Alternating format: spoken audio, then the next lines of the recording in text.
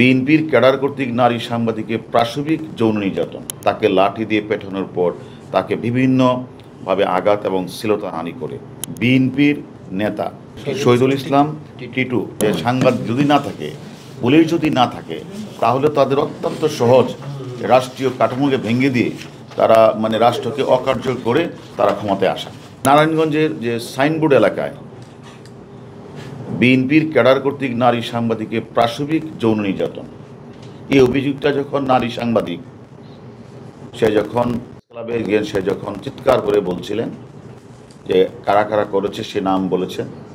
আমরা এই তথ্যটি পাওয়ার পরে, যদিও এলাকাটা আমাদের মধ্যে না, তারপরে অন্য থানা অন্য জেলায়, তারপরেও কিন্তু যেহেতু একজন সাংবাদিক, আমরা সাংবাদিকদের সাথে প্রতিদিনই আমরা আমাদের দায়িত্ব পালন করি, কথা বলি, সেটাকে অত্যন্ত গুরুত্ব বিবেচনা করি আমরা কিন্তু এই যে আপনারা জানেন যে এই সাংবাদিক উনি নারায়ণগঞ্জ প্রেস ক্লাবে কাজ করেন, তার পত্রিকার নাম হলো দৈনিক সোজা সাপটা। এই পত্রিকায় উনি কাজ করেন। তাকে যারা এলে তাকে যে সাংবাদিক পরিচয় দেওয়ার পরেও তারপর অতর্কিত হামলা চালায়, তাকে লাঠি দিয়ে পেটানোর পর তাকে বিভিন্নভাবে আঘাত এবং শ্লীলতাহানি করে তার ভিকটিমের জবানবন্দির প্রেক্ষিতে এই তথ্যটি বিভিন্ন গোয়েন্দা সংস্থা এবং আমাদের কাছে আসলে আমরা তাদের এই ঘটনার সাথে জড়িত আমরা নারায়ণগঞ্জের ফতুল্লা থানার বিএনপির নেতা